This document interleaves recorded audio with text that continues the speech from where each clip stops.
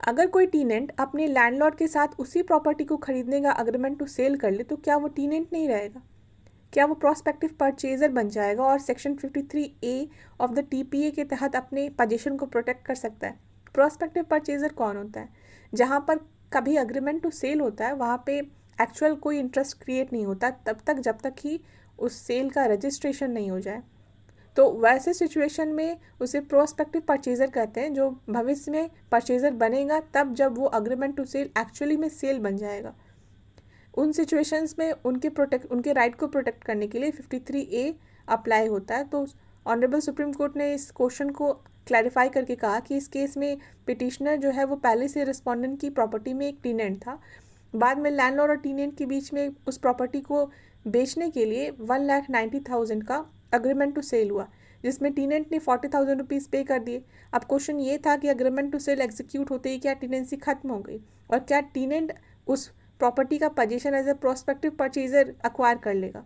तो कोर्ट ने 111 of the transfer of property को एग्जामिन किया, जिसमें सर्कमस्टांसेस बताए गए हैं कि किन सर्कमस्टांसेस में टीनेंसी टर्मिनेट होती है। उसका क्लाउज E&F है जो ये कहता है कि अगर कोई अनइक्विवोकल कंडक्ट है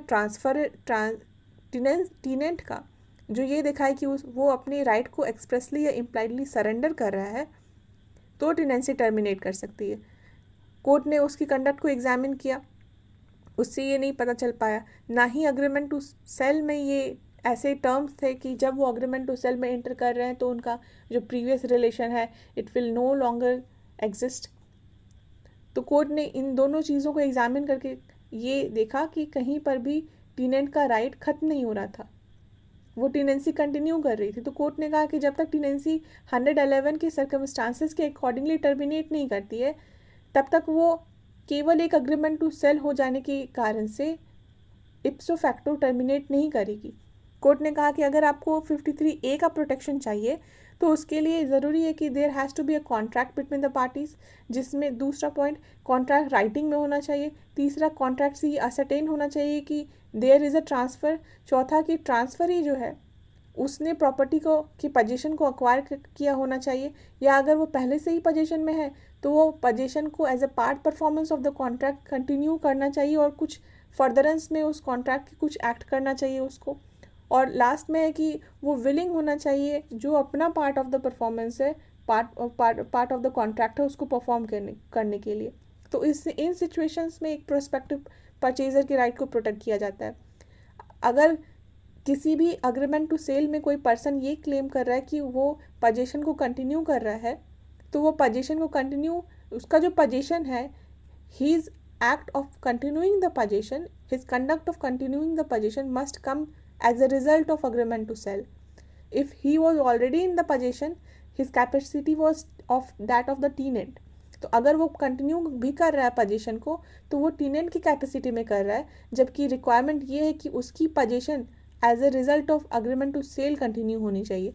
तो यहाँ पे कोर्ट ने DS Parthamma versus A Srinivasan के प्रिंसिपल को अप्लाई किया और कहा कि अगर कोई व्यक्ति पहले से ही किसी दूसरे कैपेसिटी में जैसे टीनेंट की कैपेसिटी में पोजीशन को अक्वायर कर रहा है, बाद में प्रॉपर्टी खरीदने का कॉन्ट्रैक्ट करता है, तो सेक्शन 53A का बेनिफिट लेने के लिए उसको ये दिखाना पड़ेगा कि अग्रीमेंट के बाद उसका जो पोजीशन है वो उस अग्रीमेंट की कंसिस्टेंसी में है, वो उसका जो पोजीशन है वो उसी कॉन्ट्रैक्ट से ओरिजिनेट कर रहा है।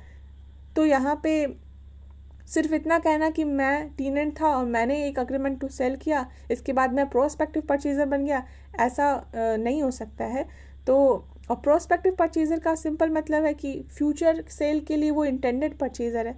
तो यहाँ पे कोर्ट ने अग्रीमेंट टू सेल में यही कहा कि अग्रीमेंट टू सेल अपने आप में टेनेंसी को ख़त्म नहीं करता और ना ही ओनरशिप क्रिएट करता है। इसी आधार पर सुप्रीम कोर्ट ने टीनेंट की प्ली रिजेक्ट करते हुए पोजीशन हैंड ओवर करने का आदेश को अपहोल्ड किया।